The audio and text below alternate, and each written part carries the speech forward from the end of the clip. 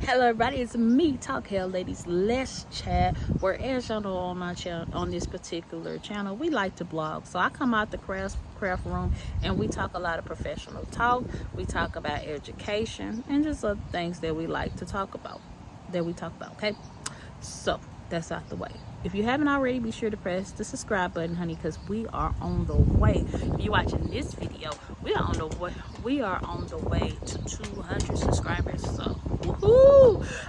And I said I was gonna put a lot of more time this year into the vlogging side of what I do.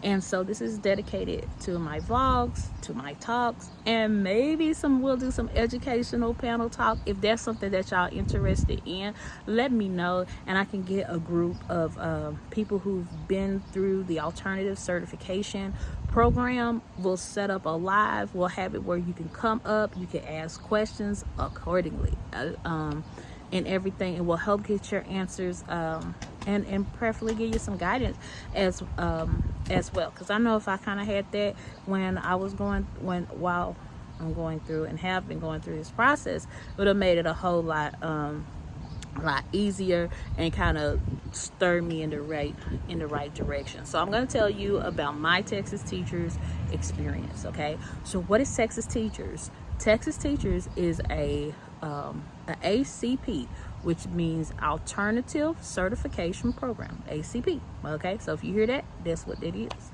How does it work? How long does it take?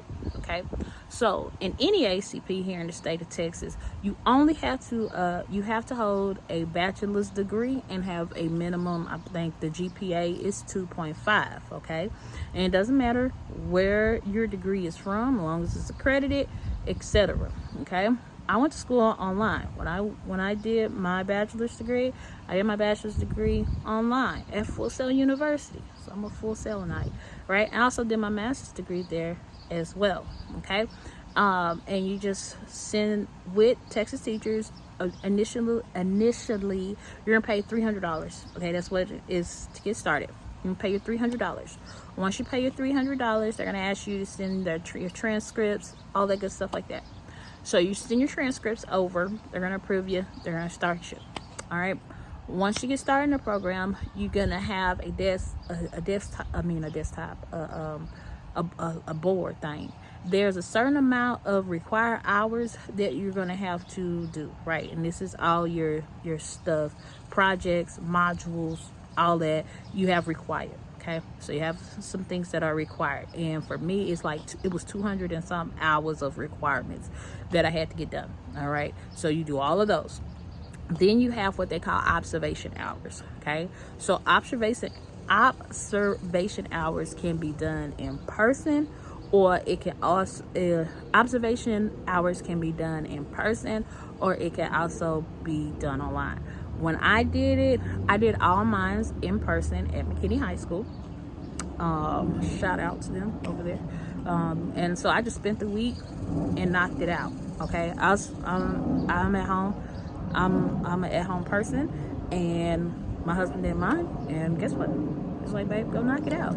So I knocked it out that whole week and knocked out my observation hours. Now on each observation hour, each of the observation hours that you do, you're gonna have to write something. Like it has something, it's in your portal. It has something that you write your little stuff, you turn it in, they grade it, they approve it, you get your credit. So knock those out the way, right? So once you're done your observation hours and all that, then you have your content exam. That's the thing, they're gonna be pushing you to pass your content exam. So your content exam, honey, you're gonna have to pay some money. So get ready to pay some more money, all right? So the content exams cost anywhere between $116 to $118, just depending on what it is, right? So you take your content exam. You get up to 5 times to take your content exams. No worries, don't let that content exam make you feel like you're done. Anything like that, because trust me, if you can get through college, you can get through these stupid content exams. So the content exam saying you're knowledgeable about the content area in which you're teaching it, right? And so anyway, I'll tell you my story. So the first time I went and took my SPED exam, I failed it by 6 points. Then I went the second time, blew it out the water. Blew it out the water. You hear me? Blew it. Just blew it. So yeah, so I ended up paying $200 and something, whatever it was. Okay, because each time I had to take the test, it was $118. All right. So then after that, oh man, before that, you're gonna have to go take your fingerprints. So your fingerprints, you only need to do this one time. I already done this, so since I've already done it, it was already on file. Your fingerprints cost $10. Okay, so the fingerprints, they stay on file. You don't even when you go get a teaching job, you're not gonna have to go redo your fingerprints and all that because it's already on file. Okay, so you're gonna do your fingerprints. Now after you do your fingerprints that's on file, you're gonna need to go ahead and pay for your intern license. Okay, your intern license, and that's gonna cost you $78. Okay, so there is money that you do have to pay. So I want you to just know that up front, there is money, honey. Like they say, you gotta pay to play. So $78, you gotta pay that. Texas teachers not gonna pay that. Ain't nobody gonna pay it for you. You gotta pay it yourself. So go ahead and knock that out the way. Take your content exam, right? Once you take your content exam, you passed it. You have to finish all of your modules and all of your projects, okay? Once you have finished your observations, all your modules and projects, and what else did I say? Oh, your content exam, then you qualify for a SOE. So what is that SOE? A SOE stands for Statement of Eligibility. So basically, a statement of eligibility is gonna release your intern certificate. Okay.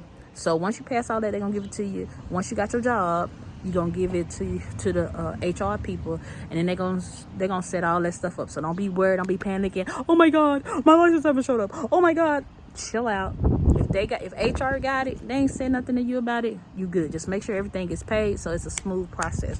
Because if everything ain't paid for, when they go to submit your thing to the TEA, it ain't paid for, they're gonna be like, you gotta wait. And then you don't want to keep sending emails to have to do it. Because that's what I see some people run into, problems in. All right. So they're gonna issue you your SOE. So once you have your statement of eligibility, girl or guy, go start applying. Right? Apply till you can't apply no more. They're gonna call you in, you're gonna get your interviews, all that stuff. Somebody gonna get you a job, because right now in 2022, if you're watching it after 22, I can't tell you, but in 2022, baby, they need teachers. Okay, so they are hiring people who are already in the certification process, all that good stuff like that. They want you. So go apply, get your job, turn your SOE into HR, do your pictures. Then you're gonna have all of these trainings and all this stuff that you do even before school start. Then you're gonna have the stuff that's the week before school start. You have to do all that stuff. All right. Then school starts. All right. School starts, and the first month you is not gonna get paid nothing. You're not gonna get paid nothing till September. Okay. So prepare for the first month that you ain't gonna get paid. You're gonna be like, Lord.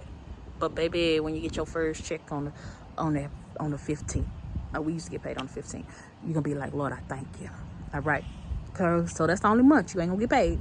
Is that August? That first month in August, you ain't gonna get paid. You're gonna get paid. And what's the name? But they're gonna take the first check. They might not take anything out, but the second check, oh yeah, they gonna take their money out. So the first year you're gonna be paying like $400 and something every time you get paid every month. It's like $450, and they do that until your fees are paid, right? Once your fees have been paid, of course, they're not gonna take that out anymore and everything. But you get paid a full salary teacher, right? And so some of you who are paras before, I was a para before, so I got that counted as part of my experience. And I think I got paid the first year. I got paid as a second year teacher, or whatever. And then plus, like in my district, you got an extra $1,500 for having a master's degree, and it comes on a stipend. They'll call it a stipend, and it didn't even matter what you had, what your master's was. Mine was in marketing, so I got an extra $1,500 and showed up as like $89 or whatever it was on my check every time it got paid. And they spaced that out over the 10 months, so you'll also get paid during the summertime as well, right? So you'll be like, God, I thank you for them checks coming in. Hallelujah. So anyway, that's basically how it works and everything like that. So my experience wasn't bad. I mean, like I said, I when I came in during the pandemic, and then also that year we bought a house. It was, life was just crazy, and then I took a year off. Okay, I took a year off because we moved to a whole nother district, which was over like 25 miles from my other district, and I took that year off and get my kids acclimated to the thing or whatever before I started to go back to work. And so this year I was like, okay, going back. And so with going back, I had to finish up what I didn't finish. And I recommend you know, do all your projects, do your supplementals, stuff like that. Everything that you can knock out during the summertime, knock it out, because once you get into the school year, it's fast paced. Can you do it while you're in the school year? You can. But if you like me, I have a husband, 4 children, you know, everybody got their needs. And not only that, I still run a business. So yeah, I run a business as well. But it works out. It works out, all right. So that's my experience, and I hope that helps you, enlighten you. Again, I've met some amazing people. If you're not already in the Texas Teachers group, go on the Facebook over there and go and get in the group. It's absolutely amazing. Help your girl. Like I said, I'm on the way to 200. All right. As I put more time and effort into this page, thank y'all so much. I hope my journey is helping you, and that was really the purpose of me starting. I'm like, oh, what? I said, well, what can I vlog about?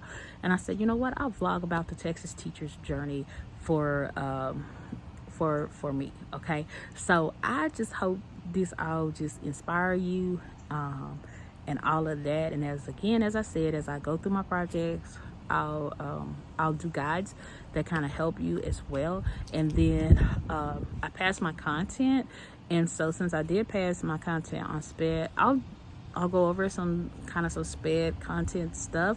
But I will tell you, with your content exams, this is amazing. Okay, Certified Teach, that's what's called. Certified Teach is a great preparer. I mean, a really good one. And if you're with Texas Teachers, the email that you have, whatever you signed up with, you can use that there. They give you a really nice discount where the courses are like $35, and they are really very similar to the test and how the test asks the questions and all that stuff. So you can do your content stuff, PPR stuff. They have it as Certified Teacher. Like I said, this ain't no commercial for them, but hey, you want to sponsor Talk Hell, come on over here, Certified Teach. Come on and sponsor your girl. We can get some discounts. Hey, what you say? You better ask somebody. What? Okay. But anyway, guys, yeah, I think that's really it with the content. But we'll do a whole nother video about content and all that stuff like that. So as I go along this journey, I hope to bring you along with me, and I hope that explains like everything about it in a nutshell in less than 15 minutes. What? All right, bye.